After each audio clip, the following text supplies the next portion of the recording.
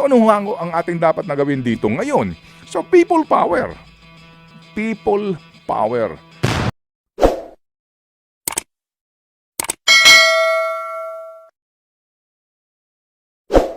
Dapat maramdaman po ng gobyerno ng galit na tayo. Hindi na pwede ito. Pinatuloy, hindi pa daw tapos. Ano ba tinatapos nila? Binubuo pa yung kwento, kaya lalo kami nagdududa. Di ho ba't ipinapangalandakan nitong si Attorney Brian Hosaka, yung kanila pong Executive Director at spokesperson po nitong ICI na ito, na kaya daw po ayaw nilang ito po i-live stream o maaaring mapanood ng publiko. O kaya kahit na ho ng observer, sabi ni Attorney Calleja, di ba? Kasi nga daw po, if I may quote him, ito. Basahin mo yung kanyang pinakahuling quote na i-publish kahapon. Ano sabi niya? Mami-mislead ang publiko. Matatanggap nila agad ang mga sinasabi ng taong ito, kahit hindi tayo sigurado sa kanilang karakter o background. Kung nagsasabi ba sila ng totoo, baka nga nililigaw lang nila ang investigasyon ng ICI at baka maligaw rin ang publiko. Ayun, so yan ang kanya sinasabi ha. So here comes itong kanilang inilabas kahapon na subject urgent request for issuance of an immigration lookout bulletin order. Hindi po ba? So, tanong natin, ano ngayon ang impresyon ninyo doon sa inisa-isa na mga pangalan na nasa lookout bulletin na ito? Naglabas kayo ng, at inyong itong di ba? Inilabas sa publiko ito?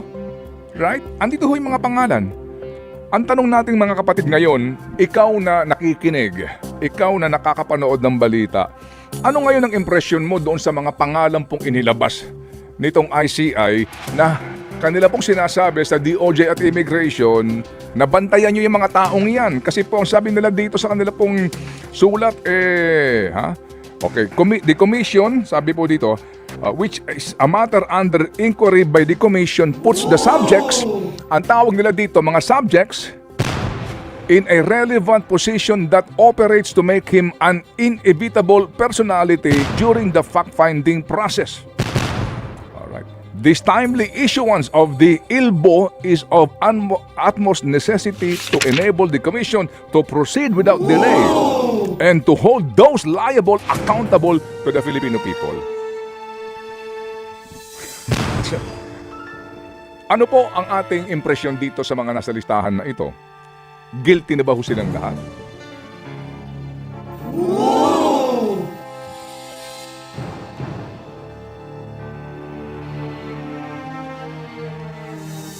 So kung ano yung po sagot ay hindi. Hindi. Opo. Bakit? Kasi po wala pang sapat na ebidensya. Tama. True. Kasi po ito'y hango saan? Saan? Sa statement, affidavit ng nino. Balikan natin kung saan ang gagaling itong mga pangalan na ito. Opo, kasi kung kayo po ay naglalabas ng ganito pong listahan at kayo nagsasabi na huwag silang husgahan at baka matrial by publicity, kayo lumalabag doon sa inyong consistently abhorrent na regulasyon. With all due respect, sir ha? Opo. Bakit ito ha? Okay. Ba't nasama dito pangalan ni Romulo Ruman ng Pasig? O si Marcy Chodoro na nagsasabi, hindi pa ako congressman ha? Ba't ako nasama dyan? Hindi po ba? Bakit? Kasi mga kapatid, kasi bahagi ito nung affidavit at statement na binasa nitong si Curly Discaya sa Senado. Hindi po ba? Yun ang pinagbasihan po nila. And then, yung iba po dito, ay dahil sa statement naman nito pong si Henry Alcantara at ni Bryce Hernandez. Opo, at ni Roberto Bernardo.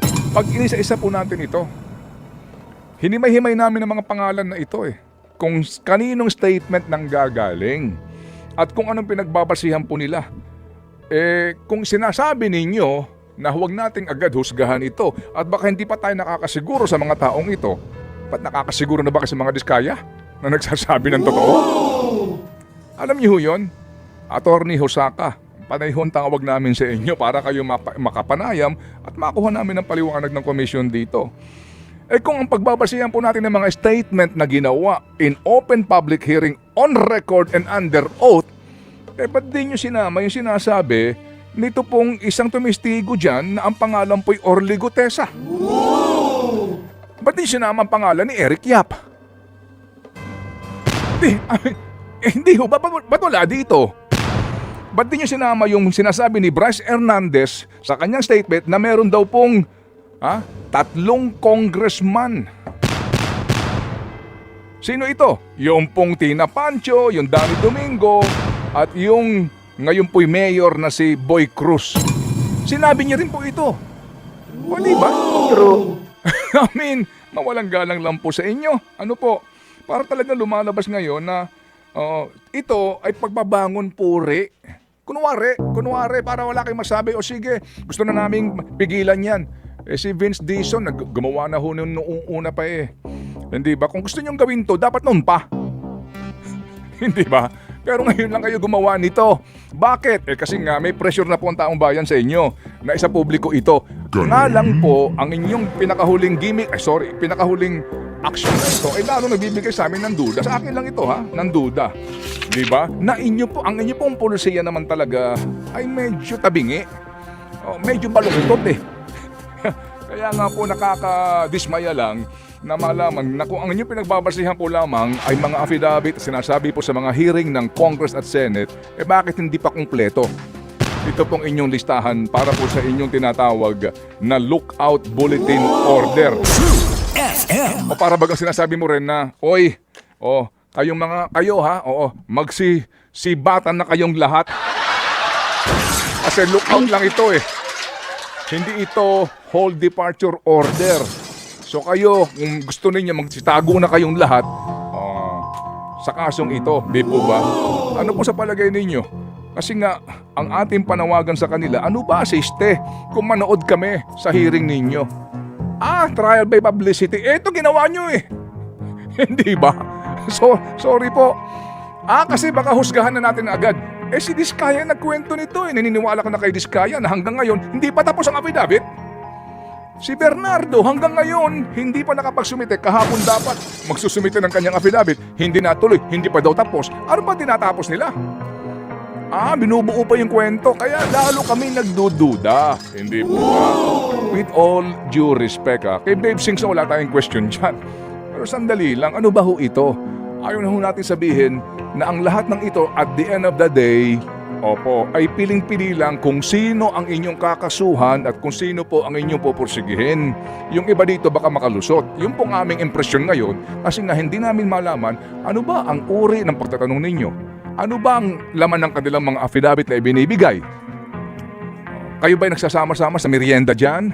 Kayo ba'y nagkukumustahan dyan? Pagharap po nitong isang dating sekretary, ngayon senador, kamusta na si mama mo? Kamusta naman si papa mo? Kamusta naman negosyo nyo? Ganun ba tanungan dyan? Good point. Huwag nyo ipalusot yan. Ano nga ba ang assurance? Di ba? Tama ka dyan, boy. Ituloy mo, boy. Sorry po. And let me know when you're done, boy. Pero ituloy mo, sabi ng mga nagagalit din dito sa comment section. Oo nga, no? Naglulukoy tayo dito, Mr. Chairman. Paano ang transparency kung Pinag-aaralan ko lang. kung may itong- listahan sa ILBO, pero may isa pang sworn statement, pero wala sa listahan sa ILBO? Pinag-aaralan ko lang itong kanilang inilabas, pati yung wordings nito. Hindi ba? At yung kanilang pong pinagbasehan ng mga pangalan na ito, na para bagang inconsistent din.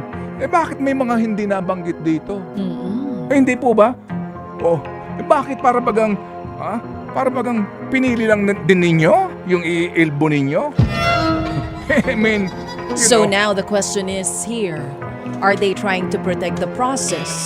Or they are trying to protect some personalities? ikaw ang may sabi niya, hindi ako. That is a question, Okay. Your Honor. Oo. May question mark sa dulo. Kaya again, ang panawagan ng bayan, buksan ang investigasyon sa publiko. Kahit hindi po live stream eh. Ang ganda ng suggestion ni Attorney Howard pati ng iba pang mga grupo. Maglagay po doon ng mga observers. 'Di ba? Kahit di naman live stream, meron lang tagabantay.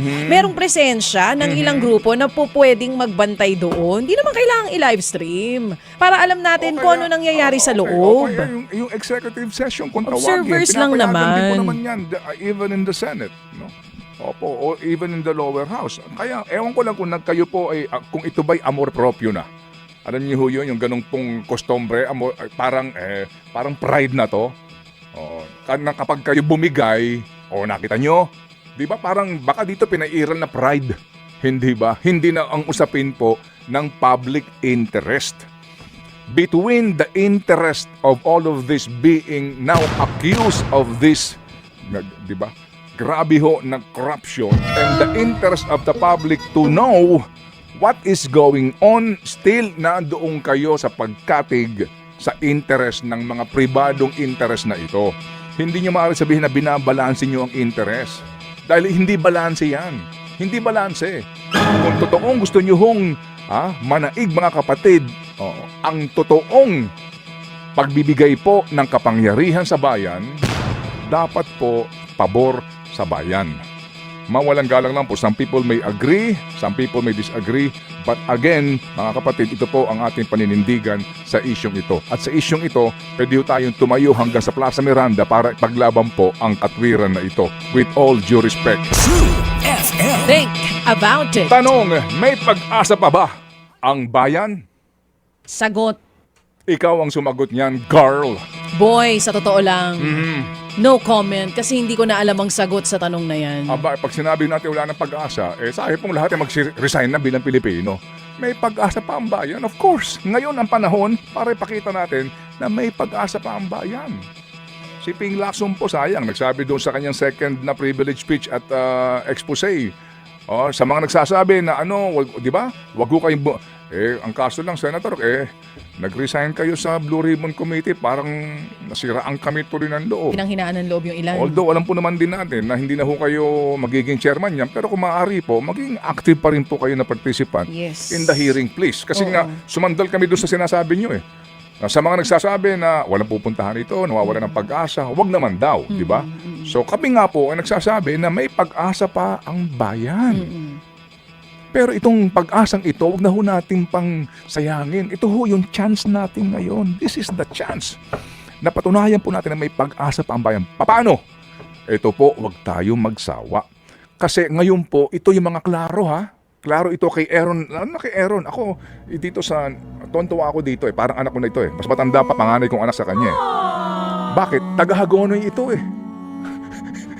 Biktima ng baha yung pamilya. Ito yung magandang case study. Tama. Itong mga binabaha Hindi ba? Itong mga taong ito. Itong mga klaro ngayon Number 1, hindi kulang sa pera ang Pilipinas. Ano ang kulang? Mga taong tapat sa gobyerno. Yun ang kulang natin. Opo. Hindi mahirap ang Pilipinas. Yan ang klaro mga kapatid. Hindi tayo mahirap na bansa Opo. Sukdulan lang po ang dami ng korap sa Pilipinas. Yan po ang atin.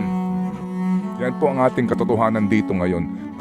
Kaya pala, ang dami nagpapakamatay, maging congressman, o pumapatay para maging congressman, gumagasta ng bilyon para maging senador. Ang dami hong, di ba, talaga naman gusto maging party list. Kaya ito na ho yun. Ito na, baby girl. Ito na po yung kasi ngayon, isa-isahin mo yung mga reports, pati sa Rappler.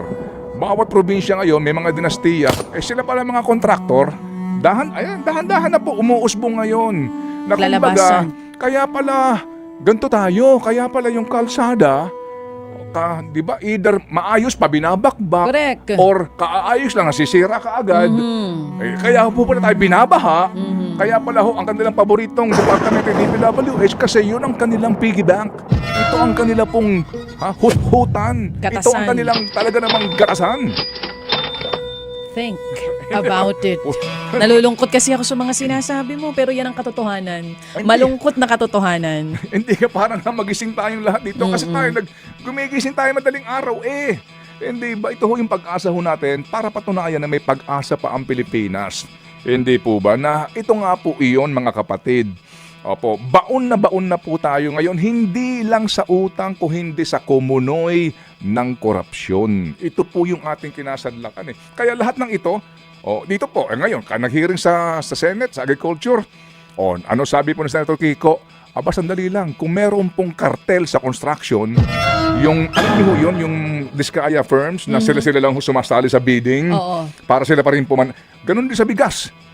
Yung pong mga importers na paborito dito sila Glenn Panganiban nagbibigay po ng mga permit, di ba? Yung sanitary permit para ka makapag-angkat ng bigas. Abay, ganun din pala. Isa lang may-ari, 7 kumpanya. Isa lang may-ari, 6 kumpanya. Bakit? Para makopo nila yung importasyon ng... Bakit? Corruption pa din. Hindi ba? Corruption. Lahat ng ito, puro corruption eh. Kaya nga ho mga kapatid, ito pong ating numero 1 ngayon na problema. At yung pong 3 institusyon na ating dapat sandalan, wala nang checks and balance. Opo, ano na nangyari ngayon? Doon sa sinasabing disenyo po ng ating sistema, checks and balance. Checks and balances. Opo. Di ba, pagbabantay sa isa't isa, ano na nangyari? Hindi po. Nagkaroon na ng collusion. Hindi ba? Nagsabuatan na. Sabi nga ng mga Gen Z, ang tawag dyan, collaboration sa pagnanakaw. Nag-collab na ho sila. Oo. Hindi ba? I mean, honestly, ito ho yun eh. Nagsabatan na ho sila. So itong tao ngayon, ito ho na ang kinasadlakan natin.